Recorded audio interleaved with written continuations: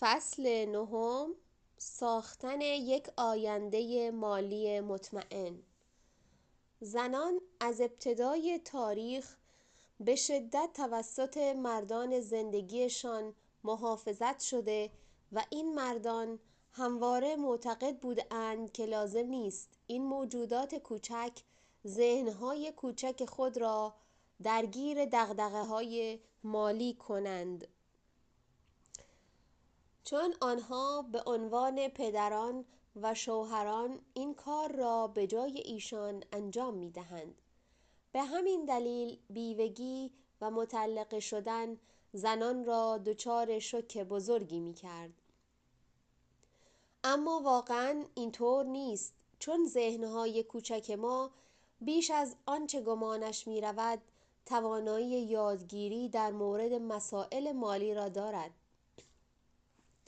و همواره ذهن دختران دبیرستانی در ریاضیات برتر از پسران همسنانشان عمل کرده است.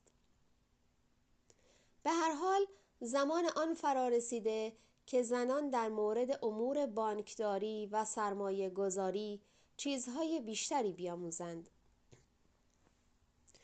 چون شایستگی و صلاحیت آن را دارند.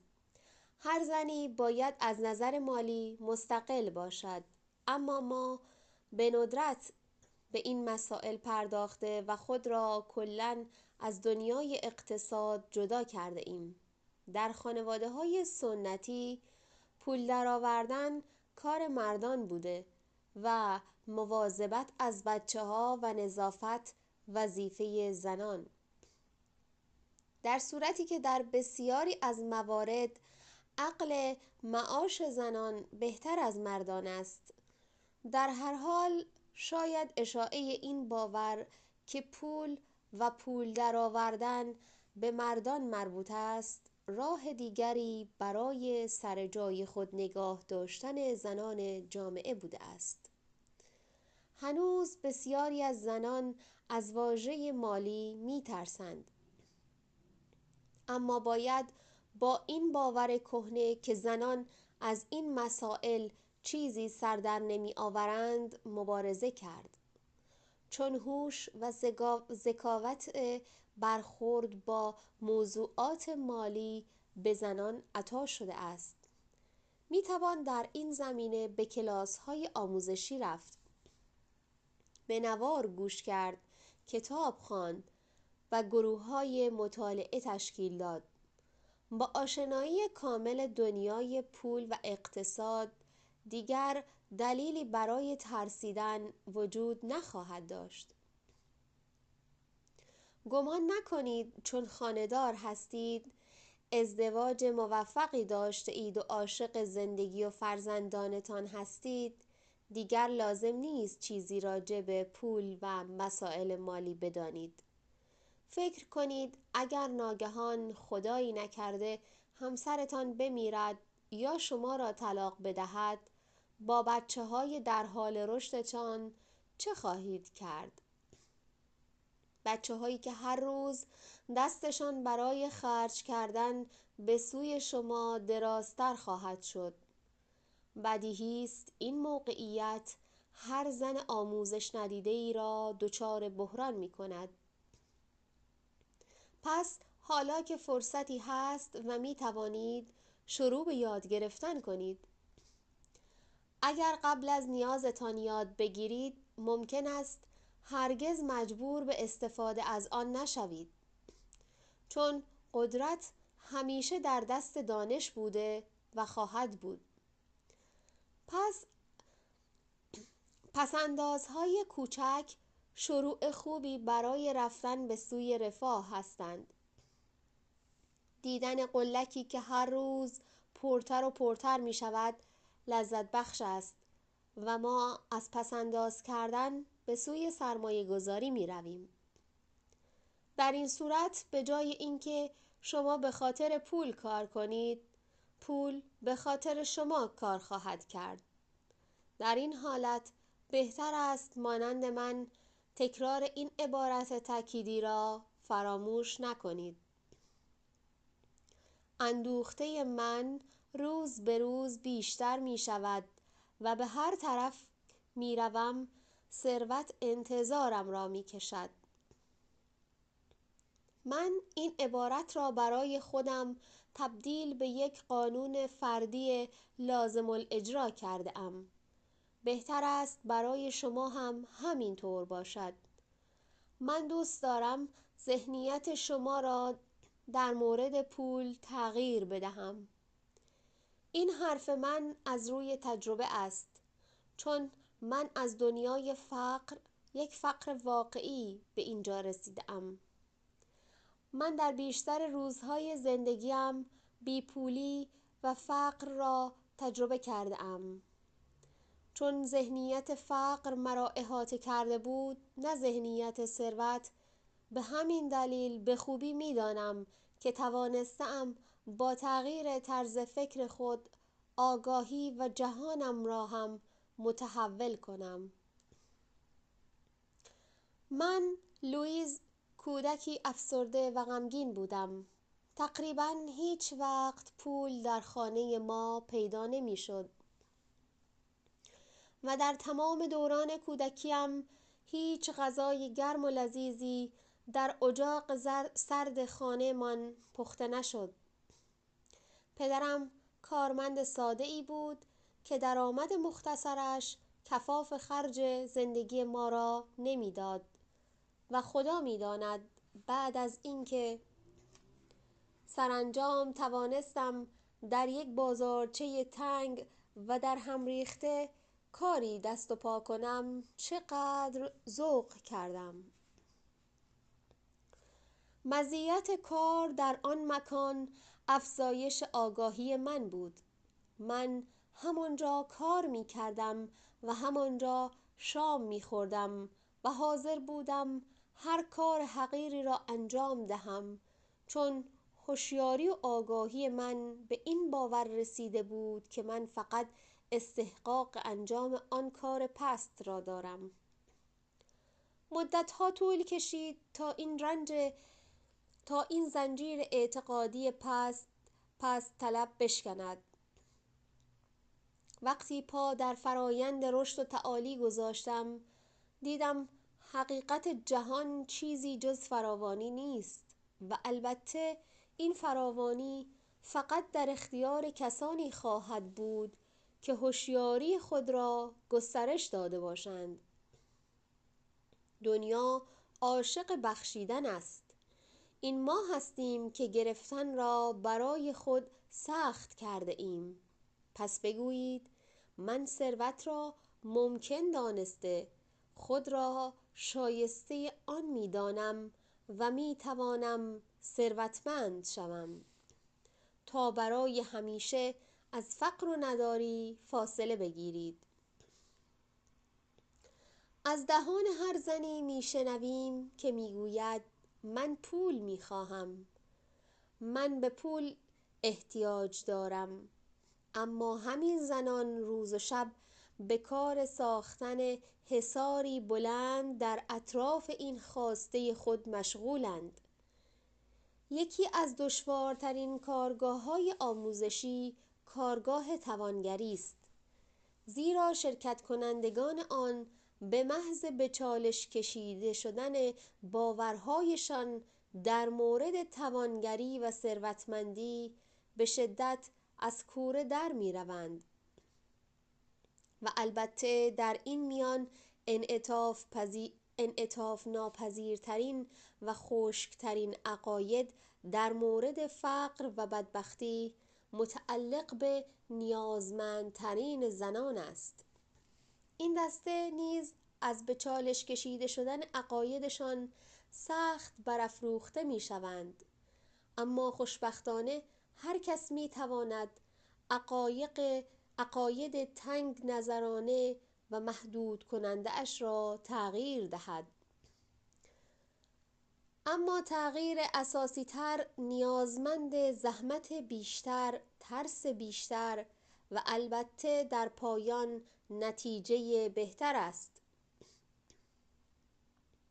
پس دوباره به لیست خود برگردید. نظر من در مورد پول چیست؟ در زیر این عنوان هر آنچه را از کودکی در مورد پول، کار، درآمد و توانگری شنیده اید بنویسید. همچنین احساس خود را در مورد پول هم به این نوشته ها اضافه کنید. آیا از آن متنفرید؟ به نظر شما چیز کثیفی است؟ آیا وقتی آن را به دست بیاورید مچاله‌اش می کنید؟ آیا تا به حال با یک اسکناس دوستانه صحبت کرده اید؟ آیا برای اسکناس های خود برکت می طلبید؟ آیا شکر هر سکه به دست آمده را به جا می آورید؟ یا همیشه از کافی نبودن درآمدتان شاکی هستید؟ به هر حال سعی کنید از نگرش واقعی خود نسبت به پول آگاهی پیدا کنید. یادم هست وقتی میزان درآمدم از نان شبم بیشتر شد، احساس گناهی عمیق سراسر وجودم را گرفت. به همین دلیل شروع به ولخرجی های احمقانه ای برای هدر دادنش کردم.